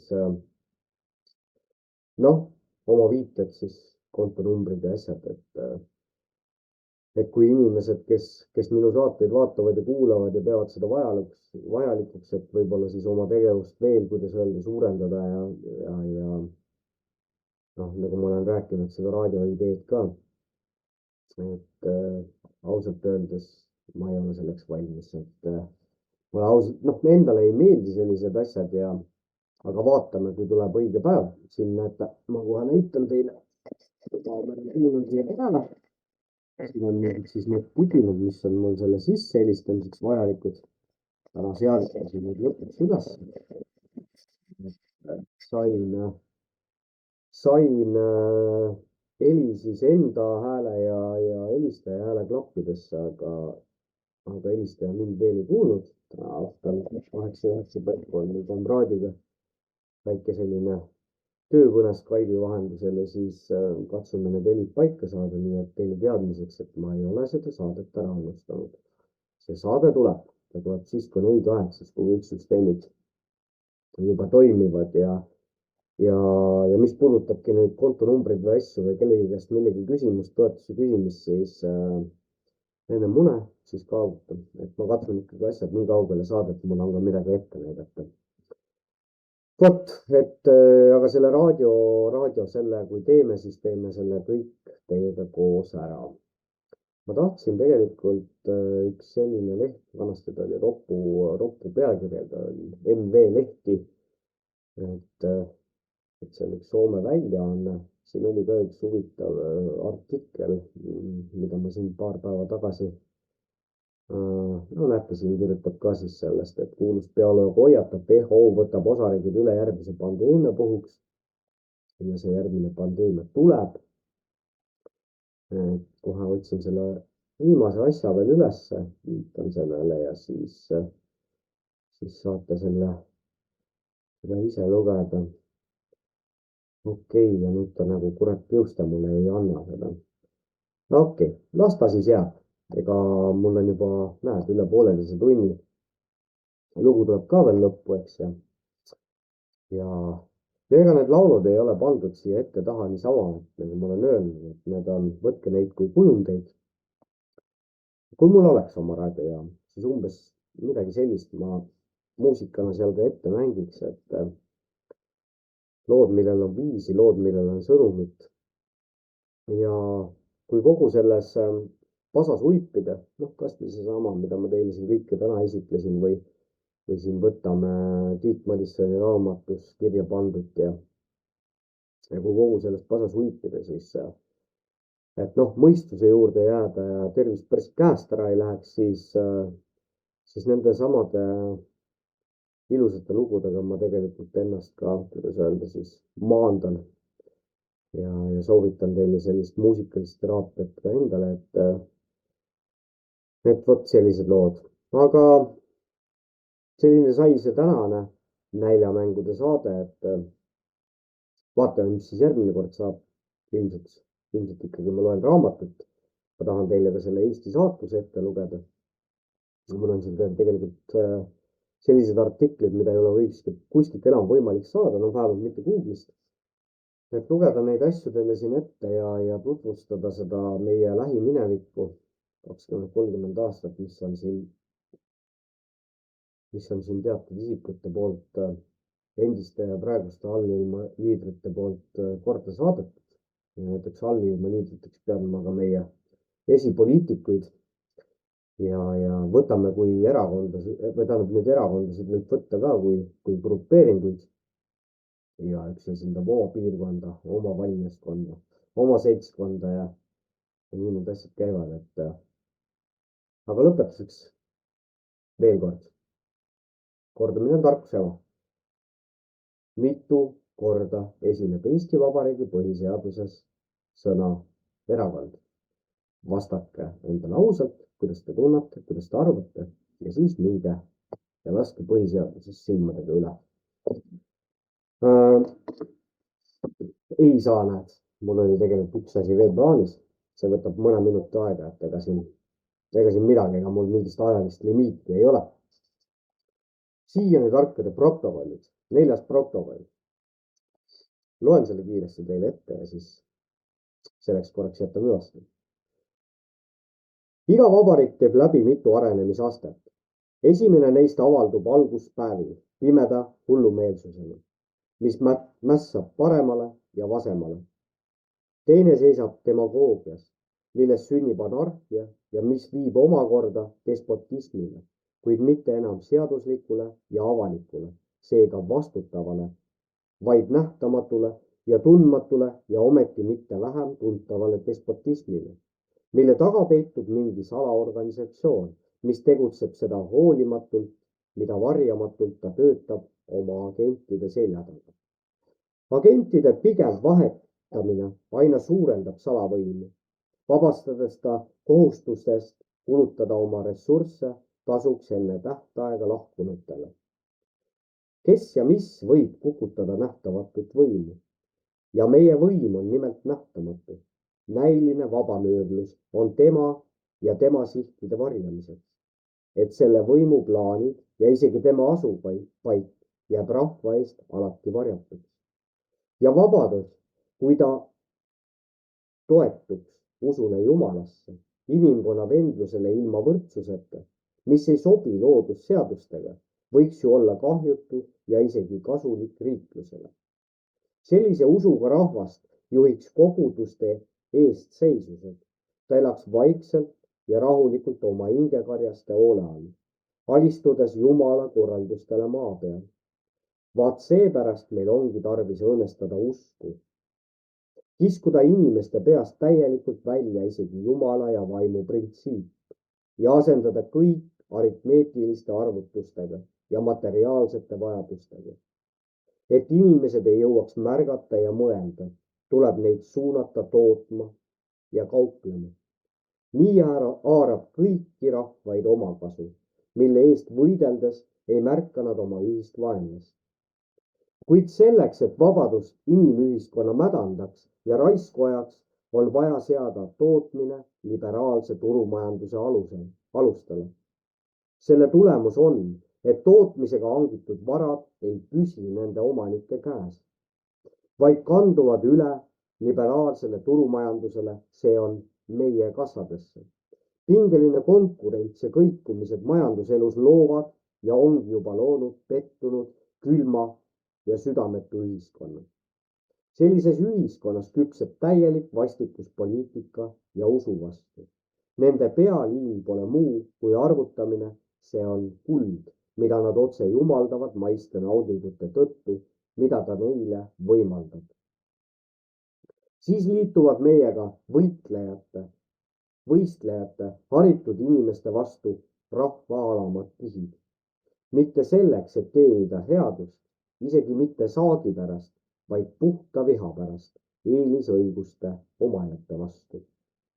Siia on tarkade protokollid, poliitiliselt korrektsed protokollid, protokoll number 4. Aga mis seal ikka? Järgmise korrani.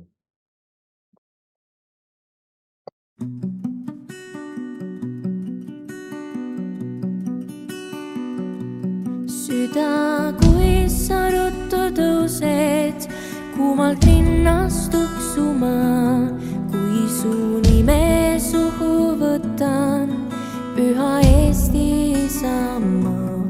Head olen näinud ja paha, mõnda jõudsin kaota, mõnda elus jätama.